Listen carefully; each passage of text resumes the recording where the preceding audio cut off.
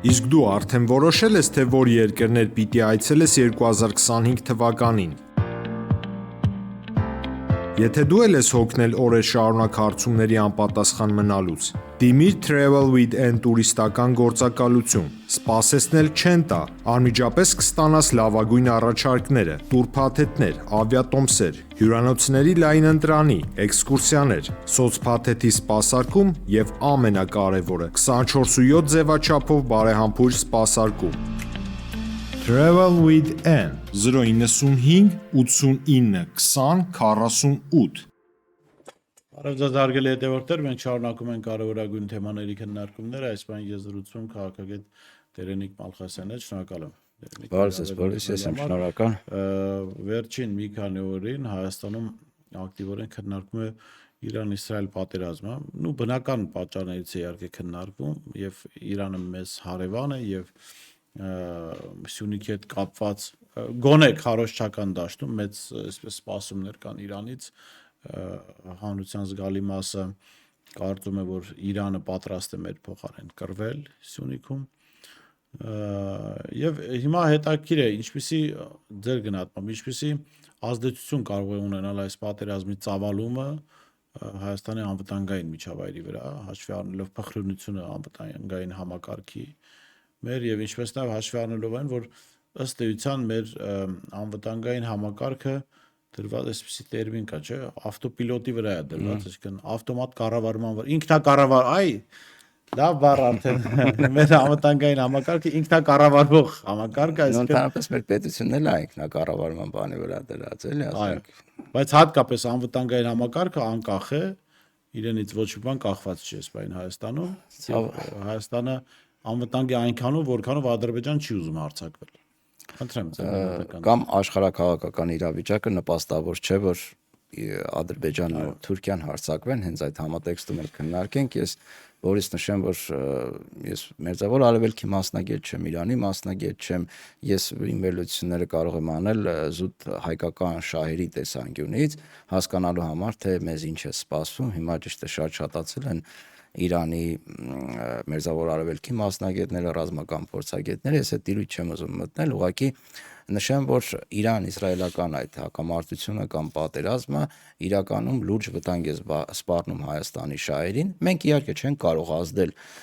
իրավիճակի վրա որևէ կերպ, նույնիսկ 0.001% ազդեցություն չենք կարող ունենալ, բայց մենք կարող ենք մտածել մեր շահերի տեսանկյունից եւ այդ շահերի տեսանկյունից ելնելով գործողություններ անել։ Մենք ասելով նկատի ունեմ պետությունը, իսկ քանի որ պետությունը ՔՊ-ի ձեռքում է կամ Նիկոլ Փաշինյանի ձեռքում է, հետեւաբար նման քայլեր ակնկալելը խիստ այսպես ուտոպիստական կլինի, իսկ ինչ քայլեր է ենթադրվում։ Տեսեք, Իրանը ուժային կենտրոն է, Մերձավոր Արևելքում ռեգիոնալ գերտերություն է, որը հանդես է գալիս համենայն դեպս 20 թվականի 44-օրյա պատերազմից հետո Հայաստանի տարածքային ամբողջականության պահպանման օգտին, հատկապես Սյունիքի հարցում, որտեղ Թուրքիան եւ Ադրբեջանը արևմուտքի հովանավորությամբ պնդում են, որ Սյունիքի վրայով իրենք պետք է ստանան թուրքական միջանցք, չօգտագործենք ուղղակի թուրքական միջանցք, դա պետք է Թուրքիային դեպի Միջին Ասիա ծավալվելու համար, պետք է նաև բնականաբար արևմուտքին նատոյական տեղաշարժ ապահովելու համար, այնտեղ լավ Անակոնդայի պլանին չանդրադառնանք, հայտնի տեսություն է, թե ինչպես պետք է շրջապատեն համապատասխան պետությունները հետո այնտեղ խեղդելու համար, բայց այդ տեսության շրջանակներում է հիմնականում ՆԱՏՕ-ի տեղաշարժերը եւ համընկնում է Թուրքիայի շահերի հետ։ Նորմալ է, յուրաքանչյուր պետություն ունի իր շահերը եւ ամեն գնով սպասարկում է այդ շահերը ի տարբերություն Հայաստանի, որը չգիտես ինչու անընդհատ ինչ որ ուրիշ պետությունների շահերով է զբաղված եւ բացատրում է ուրիշ պետություններին, թե ինչ շահեր իրեն կարող են ունենալ։ Հիմա Իրանը այդ գործոնն է, որը հանդես է գալիս այդ թուրքական միջանցքի դեմ։ Ուժային կենտրոն է։ Մենք չգիտենք, դուք նշեցիք քարոզչական մակարդակում, այո, կա քարոզչական մակարդակ, իրական մակարդակում չգիտենք ինչքան է, բայց ամեն դեպքում զսպող գործոն է։ Նաև այստեղ կա նաև Ռուսաստանի դերը, հա, որքանով։ Բայց համաձայն եմ Դերենիկ քեզ հետ, զսպող գործոն է, բայց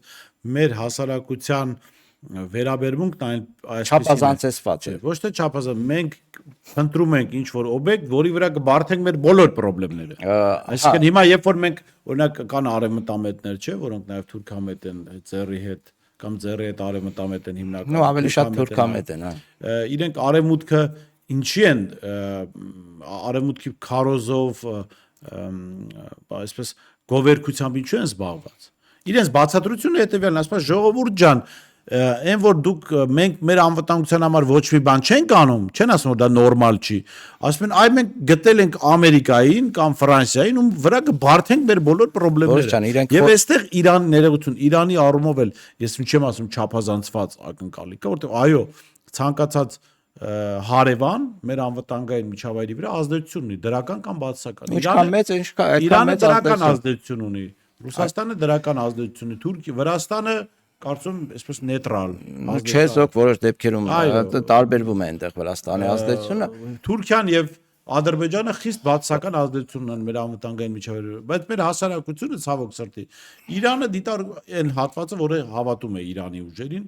Իրանը դիտարկում է այսպես, որ մեր բոլոր խնդիրները իրեն կլուծեն։ Ու այստեղ է խնդիրը, որ հասարակապաստորեն մենք որպես հասարակություն, ես ժողովրդի մասին էլի չեմ խոսում, հասարակական էլիտան, որը ձևավորում է օրակարգ, մենք պարազիտ ենք դարձել, այսինքն մենք ուրիշի հաշվին ապրելու մանյայով ենք դառնում։ Տերերի փնտրտուք է, այն որ ասում են ինքնիշխան, անկախության կողմնակից ենք եւ այլն, այդ նույն արևմտամետ թուրքամետները իրականում ասում են, գիտեք, Ռուսաստանը որոշ դեպքերում նաեւ Իրանը լավ պապա չեն, լավ տեր չեն։ Հիմա մենք գնանք լավ այդպես պապաներ ու տերեր փնտրենք, դա արևմուտքն է, Եվրոպան է կամ Միացյալ Նահանգներն է, այստեղ բնականաբար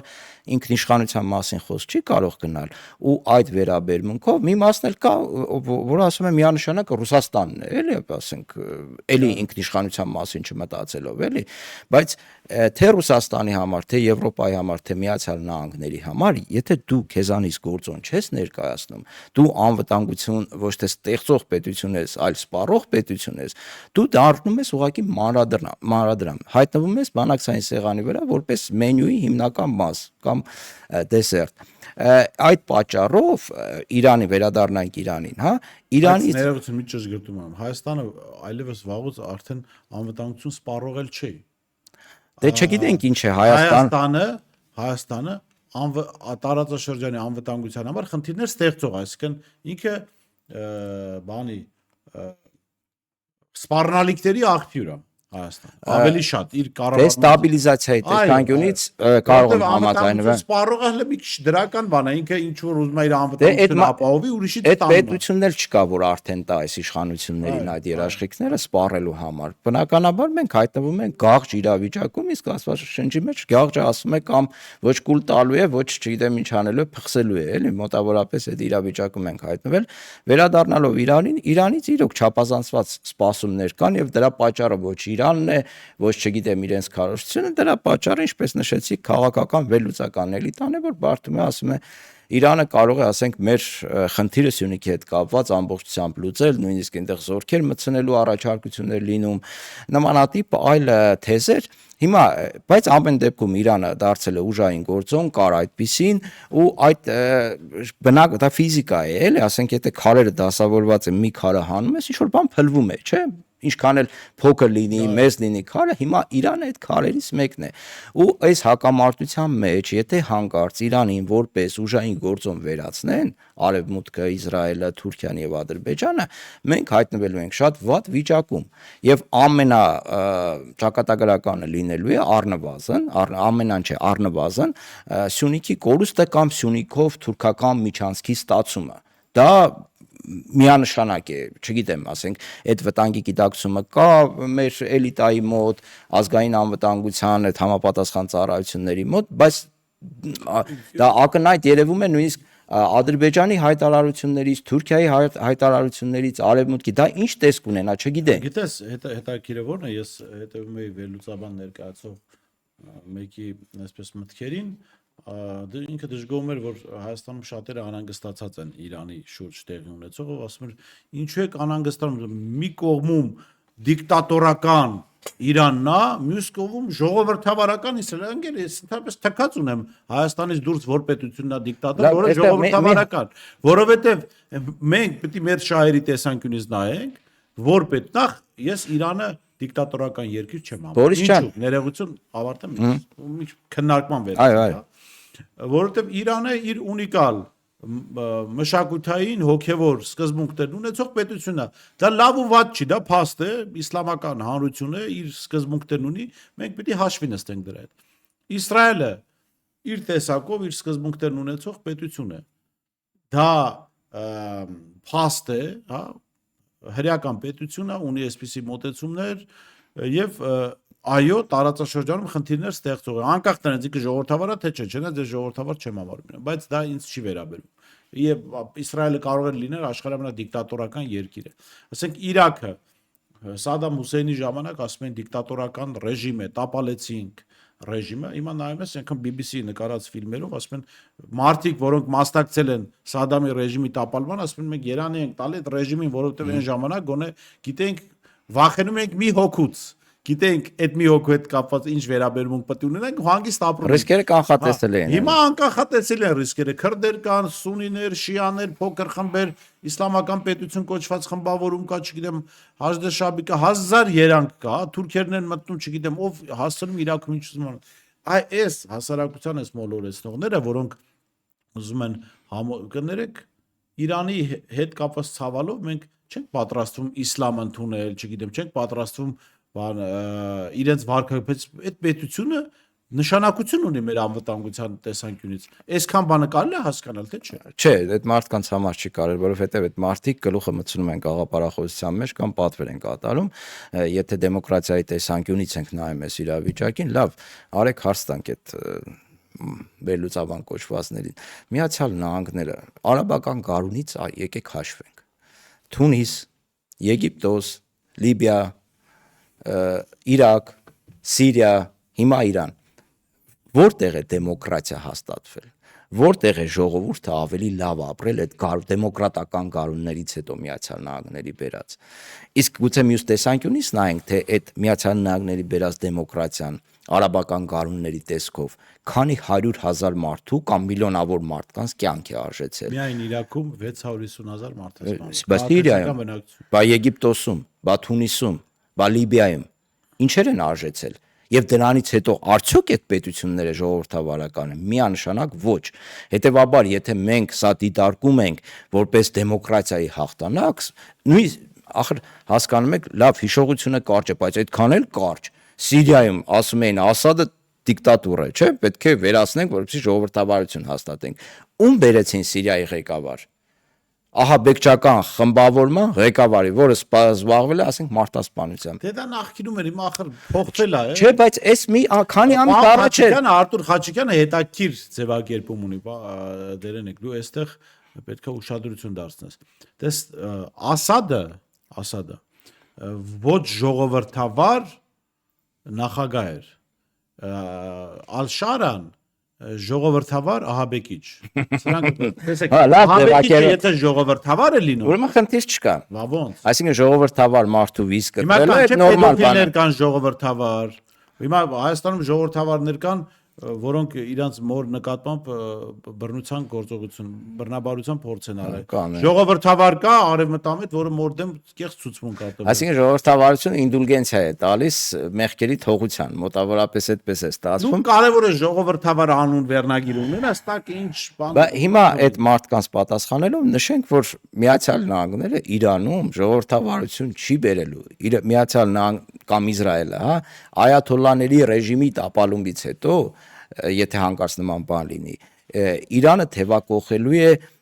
տասնյակ տարիների турբուլենտային փուլ եւ այդ պետությունը մասնատվելու է։ Դա բխում է արևմուտքի շահերից, դա բխում է Իսրայելի շահերից, դա անելու են։ Այդտեղ ինչն էլ է հետո։ Հիմա դա մեզ օգուտ է գնաց։ Իրանում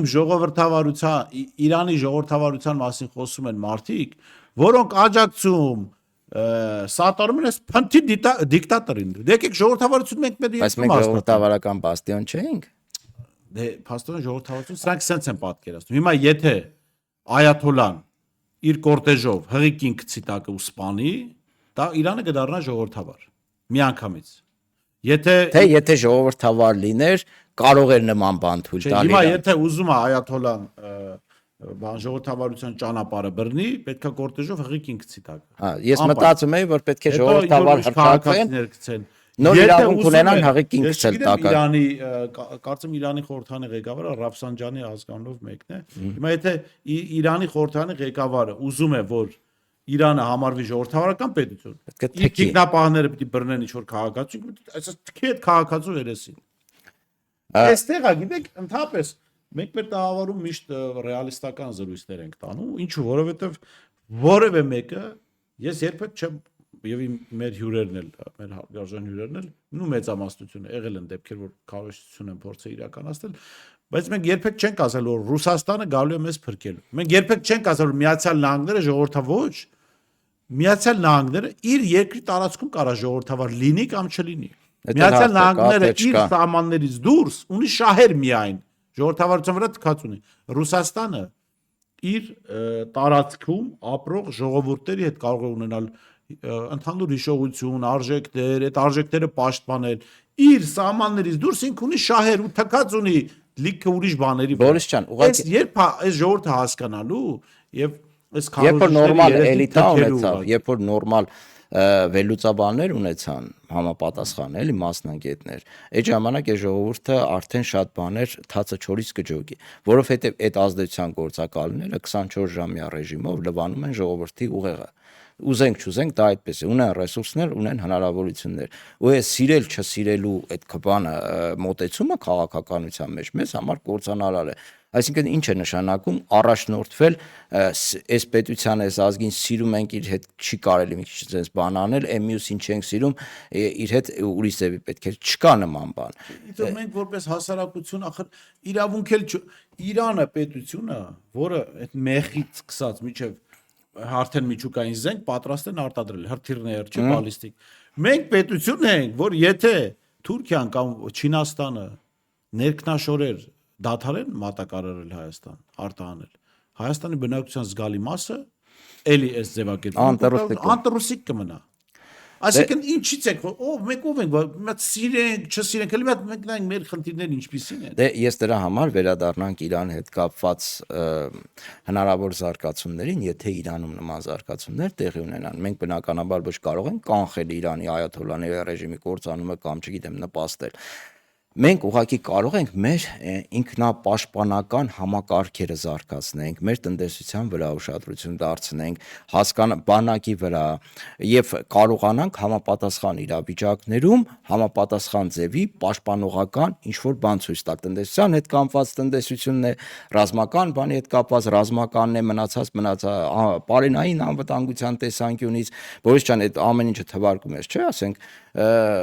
կարող են, չէ՞, հելնել ասել դե ռուսները ով են, մենք ասենք, չգիտեմ, Արաբական Միացյալ Էմիրությունների հետ, չգիտեմ, ինչ առևտուր կանենք։ Եղբայր, դու ռուսներից բերում ես ցորենը հիմնականում, հա, այն դեպքում, երբ որ քո վարելահողերի 50%-ը չի մշակվում։ Դա փաստ է։ Հիմա դու չես մշակում, ոչ մի բան չես անում, հելել ես, ասենք ամբիոնի վրա կանգնած, մատ ես թափ տալիս, մեկ հյուսիս, մեկ արևմուտք, մեկ հարավ, լավ, այդ արդեն խեղ կատակության է վերածվում։ Մենք հողագործ ժողովուրդ չենք, մենք Բա ինչա գործենք, լավ։ Զարգացած ժողովուրդ։ Հա, բա ինչով է դրսևորվում այդ զարգացվածություն։ Ինչ իմաստ ունի ցորեն ցանել այդ հողի մեջ, եթե մենք կարող քարից հասցանք։ Ну, անիմաստ զբաղվում կա ցորեն ցանել։ Դե դեպքում, հա, Նիկոլի բանն է, այդ տեսանկյունն է։ Նրանք ինչքան հաց կքամեն։ Մեզ այդ հողերը պետք չեն ըստ էության, ինչ ենք անելու, եթե քարից հաց կարող ենք քամել, հետեւաբար կարող ենք ասենք շաբաշ տալ կամ Թուրքիային կամ Ադրբեջանին եւ այլն։ Այս տեսանկյունից մենք մեր վրա պետք է ուշադրություն դարձնենք։ Հա, ուրեմն մեր գյուղում մի գյուղացի կար, մեր համագյուղացին, որ երկար տարիներ իր այգին չէր մշակել, հողը դատարկ էր։ Նիկոլ Փաշինյանի պատճառով սկսեց մշակել։ Ինչի՞ բայց։ ասաց Նիկոլը գատենա որ անտեր հողա կարող է հանձնի ասի ես ում ատեք ես անտեր հողը բայց փաստորեն լավ գործի էլա ծառայում Նիկոլի Հա, բայց հասկացողների համար։ հա շատերը կսկսեն մշակել հողը որովհետև Նիկոլը որ անմշակ բան հողա տնում դա հանձնելու բանը առաջանում է միանգամից Բացի այդ Բորիս ջան, մեր մոտ հասարակության մոտ դե այդպես ստացվել է, ասենք հիմա չի 100 տարի առաջ չի 200 տարի 1000 տարի առաջ էլ նույն պատմությունն է եղել։ Մենք այստեղ մեզ դիտարկում ենք որպես բոլորիս եմ ասում, բայց դե բնականաբար մենք չենք մտնում այդ բանի մեջ,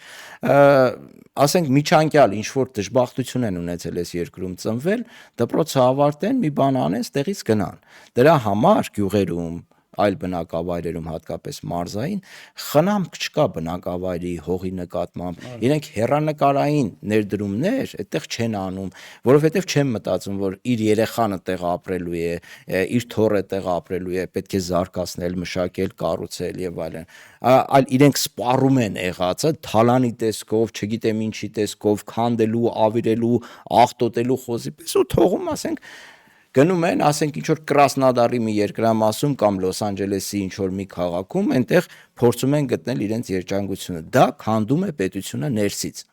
Ոչ միայն մենք հիմա ընտանիք արժեքներ բան, հա, ընտանիքը ասում ենք պետության այդ փոքր բջիջն, այո, համաձայն եմ, բայց նաև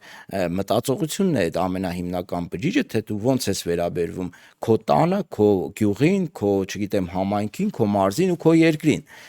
Եթե դու հեռանկարային նպատակներ ունես քո երկրի հետ կապված, դու քո տան ամեն մի քարի համար կդողաս, չէ՞, որովհետև դա փոխանցելու ես քո որդուն, քո որդին փոխանցելու է քո դորանը։ Իսկ եթե մտածում ես, որ ասենք մի քանի տարուց մի բան անես, տեղից գնաս, արդեն դու թքած ունես ամեն ինչի վրա։ Եվ դա հանգեցնում է այն մտածողությանը, որ հիմա մենք ունենք։ Այո, համաձայն եմ քեզ հետ եւ վերադառնալով այդ ժողովրդավարության թեմային պետք է վերջը մեր հասարակությունը հասկանա։ Արդարության սկզբունքը ժողովրդավարության սկզբունքը, հա, հավասարության սկզբունքը գործում է, պիտի գործի պետության ներսում։ Մենք մեր մեջ պիտի գործածենք դա իրար նկատմամբ։ Պետության սահմաններից դուրս կան միայն շահեր։ Այսինքն պետության սահմաններից դուրս քո գործը չի, ով է ժողովրդավար, դու Միացյալ Նահանգները չես, դու Ռուսաստանի Դաշնությունը չես։ Բայց իրանք էլ են այդպես շարժվում, չէ՞։ Ավարտեմ, որ ինչ որ պատրվակ օգտագործես, ինչ որ պետությանը խելք սովորեցնես։ Նախ մենք մեր մեջ պիտի մարդկային կանոններով ապրել սովորենք, իրար նկատմամբ մարդ լինենք։ Նոր ակնկալենք, որ պարսիկները ոնց որ իսլամ են, այդ մեզ դուր չի գալիս։ Բաները, չգիտեմ, վրացիները սենց, սրանք, այսինքն այս մարդիկ, որոնք աջակցում են, ես էլ եմ այս ձևակերպումը օգտագործելու, այս փնթի դիկտատորին, որի իշխանության օրոք մենք հազարավոր զոհեր ենք տվել, կան տասնյակ բանտարկյալներ, քաղաքական դրդապատճառներ, այսօր էլ կան այդ բանտարկյալները։ Երբ որ մենք ունենք այսպիսի մեդիաների, մարդկանց նկատմամբ այսպիսի հետապնդում, ատելության այսպիսի մթնոլորտ, դու աջակցում ես այս փնթի դիկտատորին ու խոսում ես Իրանի ոչ ժողովրդավար լինելուց, լուրջ։ Հա։ Ոնց որ կասեր Սերժ Սարգսյանը, «Իա իրոք»։ Փողը գլխանց է տված, Բորիս ջան, այսինքն այդ մարդիկ որոնք հնարավորություն են ունեցել հայտնվելու այնպիսի ռեսուրսների մոտ, որոնք լսելի են հազարավոր մարդկանց, այդ մարդիկ ուղղակի դոլարով գործ են անում, կոպիտ ասած։ Եվ նաև այստեղ գալիս է պետական անվտանգության խնդիրը, չէ՞։ Մենք խոսեցինք օտարերկրյա ազդեցության գործակալների օրենքի մասին։ Ըստ էության ես ամեն օր նկատում եմ, որ դա դառնում է խիստ անհրաժեշտություն, որովհետև չի կարելի երկրի ներսում հանրային ռեսուրսներ տրամադրել մարդկանց կամ ունենալ այդպիսի ռեսուրսներ դրսից ստացած փողերի հաշվին եւ քարոզել այնպիսի բաներ, որոնք հակասում է քո ազգային պետական շահերին։ Դրա համար ինչ որ մեկը պետք է պատասխանատու լինի, դրա համար ինչ որ մեկը պետք է հետևի այդ ամեն ինչին, որը Հայաստանում չի արվում եւ չի արվել։ Եվ այդ պատճառով մենք հիմա իշխանության ամենաբարձր էշելոններում ունենք մարդիկ, որոնք կասկածելի են, մեղմ ասած կասկածելի են, հա, հազարավոր չէ, տասնյակներով նման դեպքեր կան, թե ասենք մեկը մեղադրվում է, չգիտեմ, ինչ գործակալ լինելու մեջ, մյուսը չգիտեմ ինչի մեջ, հրապարակված փաստեր են, չէ՞, ասենք օդի միջից չենք խոսում այդ ամեն ինչի մասին։ Հիմա, եթե այդ ամեն ինչը, այդ շաբաթօրյակը չի արվում երկրի ներսում, ու այս իշխանությունները չեն արվում, ինչու ենք անընդհատ խոսում իշխանափոխության մասին, նույնիսկ այս իրավիճակում, երբ երկիրը հայտնվել է, ասենք, շատ աղետալի, շատ տուրբուլենտային փուլում, եւ մտածում ես, հա, մարդիկ կան այդպես հասարակության մեջ, պետք է իշխանության կողքին լինես եւ այլն, բայց այդ մարդկանց ես ուզում եմ հարց տալ, այս իշխանության կողքին լինելով, արդյոք դուք փրկում եք պետությունը, թե ընդհակառակը, հակառակ գործընթացին եք տանում, ամբողջովին կազմալուծելով Հայաստանի Հանրապետությունը։ Այստեղ դերնիկ պիտի կան քո մտքին շատ լավ միտք ասցիր մեր գյուղերի բնակավայրերի չխնամված լինելու մասին, հա, որտեղ մարդիկ մտածում են դպրոցը ավարտեն, բանակից մի ձև թռնեն, գնան։ Այդ մարդիկ մի քիչ ավելի ֆինանսական լավ պատկերացումներով են իրականում, իրանք էլ Հայաստանից թռնելու պլաններ ունեն։ Այսինքն այդ մարդկանց համար Հայաստանը ինչ է։ Հայաստանը համարվում է ինչ-որ երրորդ աշխարհի երկիր, հասարակության իմաստով, որտեղ կարելի է գալ հասարակության ինչ-որ էշություններ համոզել, էշություններ 100,000-ավոր դիտումներ ունենալ, այդ դիտումները ծախել այդ էշությունները տարածող պատվիրատուներ, ասել Թուրքիա ջան, ուզում ես օրինակ Հայաստանի հասարակությանը համոզենք, որ ցեղասպանություն արել ոչ թե դուք, այլ ռուսները։ Ու համոզում եմ։ Իհարկե, խնդրեմ, մի քանի միլիոն դոլար նստում եք բանի, այսինչ արևմտամետի հաշվին,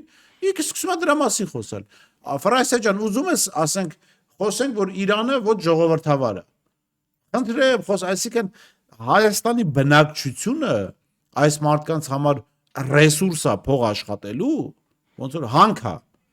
Բայց քանի որ բոլոր հանքատերերը հանքի տարածքում չեն ապրում, չէ, ուրիշ տեղ են ապրում։ Այո։ Կանաչ տարածքում ավելի։ Այս մարդիկ էլ Շվեյցարիա, Ամերիկա, Կանադա, լավ երկրներում իրենց տները, կապիտալը ունեն։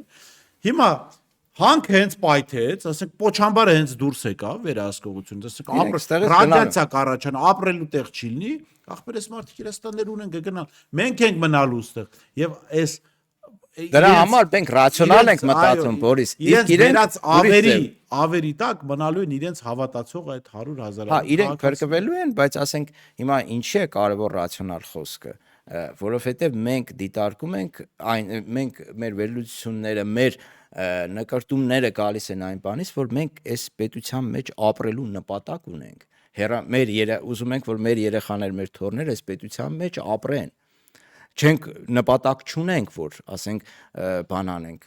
մի քիչ այս կոմ այստեղից ընդեղից կպցնենք, թռնենք, չգիտեմ, հյուսիս կամ հարավ կամ արևել կամ արևմուտք։ Այսինքն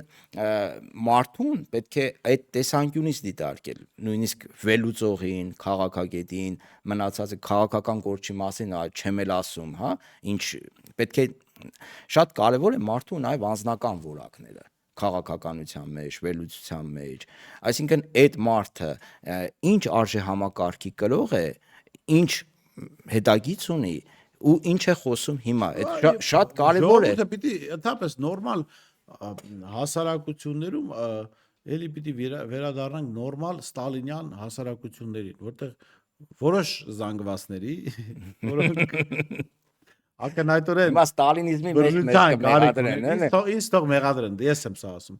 Հիմա այդ խոսացողներին, որոնք Հայաստանը փրկելու ձևեր գիտեն, չգիտեմ, աշխարհի սաղ լուծումները գիտեն, դրանց պետք է տալ մի 1000-2000 մետր հողակտոր, ասել տղա ջան, մշակի։ Հələ տենամ, այս հողը եթե դու կարող ես մշակել, որի վրա փորձեր ես անում, այսինքն Բորիս, Թուրքիային բերենք, Իրանին տանենք, այդ մարդկանց պետք չէ այդքան մեծ հողատարածք վստահել։ Իրենց պետք է ասել, որ այս քո բակի շուրջը մաքուր պահի։ Չէ, բակի շուրջը կարողանում են, ծանոթներ բաներ ունեն, փող են տալիս գալիս են։ Չէ, իրենցով, ոչ թե մի 1000 մետր, որ վերջում այս հողը չմշակեցին, ուտելու ես այս հողը կոնկրետ դու։ Անհույս զբաղմունք կլինի իրենց համար, որտեղ համաձայն եմ քեզ, դա մարդիկ ասենք մարդը, որը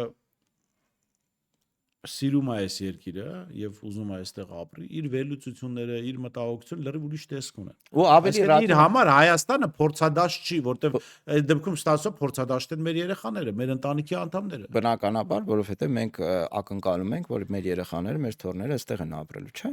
Հիմա այդ մարդկանց տեսանկյունից այնտեղ մարդիկ կան, որ ասենք Եվրոպաներում, Միացյալ Նահանգներում տներ ունեն, տներ են ձեռք բերում, չգիտեմ, ներդրումներ են անում, հասկանում ես, որ այս մարդը այստեղ չստացվեց, ասենք Նիկոլ Փաշինյան պրոյեկտը այստեղ երկար չտևեց, ինքը թողնելու է, գնալու է այնտեղ, նստելու է վտարանդի, չգիտեմ ինչ խաղալու։ Բորիս ջան, այստեղ հանկերը հիշատակեցին, այս վերջերս մի հատ բան կարդացի, ուղղակի բան է, էլի, այդ անվտանգության տեսանկյունից, ուրեմն Նեպալից, Ուգանդայից, Ինդոնեզիայից, Մոնղոլիայից, աֆրիկյան էլի որոշ երկրներից բնապահպաններ դատապարտել են Հայաստանի ամենամեծ հանկատուին, հանկարծությունաբերական ընկերությանը, որ 8 հոգու, թե 20 քանի հոգու ազատել է աշխատանքից։ Այստեղ հարց է առաջանում, եղբայր, ասենք մոնղոլացի, ուգանդացի, չգիտեմ, ինդոնեզացի բնապահպանի ինչ դարդն է, ասենք քննարկել Հայաստանում ինչ որ մի ընկերության։ Ես երեք հետևում էի Ուգանդայի բան, այսպես օրվա ամփոփման լուրերին, շաբաթվա ամփոփման, իրանք մտահոգված էին Հայաստանում։ Ու Հայաստանի բնապահպաններն են Դա Ուգանդայի բնապահպանության նախարար անգամ ելույթ ունեցավ։ իսկ Մոնղոլիայինը Մոնղոլիայինը չգիտեմ, մի քաղաքական գործիչ կա, որ դրանց հետ Նեպալից բնապահպանը դատապարտում է Հայաստանի հանկարծությունաբերական ընկերությունը ինչ որ մեկին ազատելու հարցը։ Հա, բայց ով է Նեպալից բնապահպանին, որ հիմա փող տաս, բայց ով է ուրիշ բան կդատապարտի։ Հաստատ հայ բնապահպանը չի տալիս, չէ՞։ Չգիտեմ։ Ասենք այստեղ կարող ասենք Ադրբեջանը ներգրաված լինի, Թուրքիան ներգրաված լինի։ Սա անվտանգության հարց է, սա ամեն ինչ հիմա ինչ որ խոսում ենք, քարոզությունը ընդհանրապես էլի վերադառնանք այդ օրենքին։ Ինչու է այդ օտարերկրյա ազդեցության գործակալների օրենքը այդքան կարևոր, որովհետև քարոզությունը պետական անվտանգության ամենակարևորագույն մասերից մեկն է։ Այսինքն դու ինչ քարոզչական քաղաքականություն որ տանում ես պետության մեջ, այդպիսի հասարակություն էլ ունենում ես։ Հիմա այն օրը զրուցում է մի շատ լավ ազգագրագետ ավագ ընկեր կա Հրազդան Թոքմաջյանը, հա, ասում է դու նկատել ես, որ հիմնական խոսակցությունները մեր դրսում ապրող հայերի շրջանում, թե ինչքան լավն են իրենք, ինչքան մեծ հաջողությունների են հասել, ինչ ձեռքբերումներ են ունեցել, ինչպես են հարստացել, ասում է, կարող է մի 10%-ն է այնտեղ իրավիճակի, հա, ներկայացվում, բայց այն 90%-ի տակ թե ինչ ողբերգություն է թաքնված։ Չեն ասում։ Ոչ մեկ չի ասում այդ մասին ու ոչ էլ խոսում են։ Բայց մենք հասկանում ենք, չէ, որ ասենք ոչ բոլորն են այնտեղ ասենք դոլարները ծառներից քաղում կամ չգիտեմ եվրոները ասֆալտից հավաքում։ Այդպես չէ։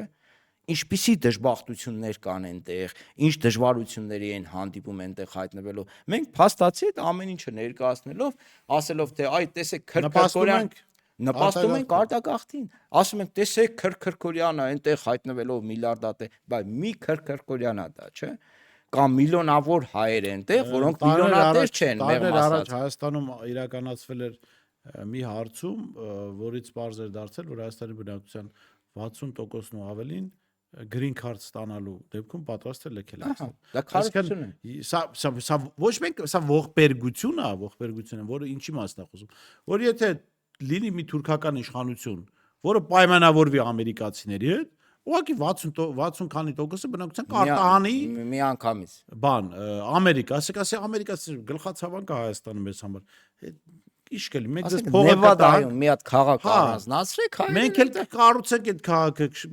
մեր փողերով թուրքական, քանի միլիարդ է պետք ախպեր, բերենք, ներդնենք, բանանենք, թող Հայաստանի բնակչությունը գա տեղ, այնց անհարմար տեղ են ապրում։ Այսինքն մենք ապացուցեցինք, որ դա ազգային անվտանգության խնդիր է, չէ՞, քարոզությունը։ Այդպես խնդիրներ մենք կարող ենք հազարավոր բաներով թվարկել կրթության հետ։ Դե մեր ԱԱԾ-ն իրականում ուրիշ բանի խնդիրներով ասում։ Այս նույնիսկ ԱԱԾ-ն չէ, բան չէր բռնում, սատանա չէր, ինչ էր բռնում, սատանա էր բռնում։ Դե այդ բռնելուց հետո հիմա մտել են հոգևորականների վարտիքների մեջ։ Հա, հիմա հոգևորականներով են, բայց չգիտեմ ինչով են զբաղված իրենք, բայց դատելով Հայաստանի անվտանգային միջավայրից իրենք զբաղված չեն նրանով, ինչով պետք է զբաղված լինեին։ Եվ մեր խնդիրը հիմա մենք նման խոսակցություններ ոչ թե այստեղից պետք է վարեինք, Բորիս ջան, հանրային հեռուստաընկերության եթերով նման խոսակցություն պետք է լիներ, այլ ազդեցիկ հարտակների պետական խոշոր միլիոնավոր դոլարներ ստացող հովանավորություն ունեցող հարտակների միջոցով էս ամեն ինչը պետք է խոսվեր, որովհետև մենք ինչից խոսում ենք, ելի կրկնեմ, դուրս են գալիս այն կանխավարկածից, որ մենք այս երկրում ապրելու ենք։ Այդ մարդիկ չեն ապրելու այս երկրում։ Շնորհակալ եմ։ Ես Տերենիկ շատ հետաքրքիր զրույցի համար, ես շեստեմ զրուցում էի Տերենիկ Մալխասյանից, տեսություն կհանդիպենք։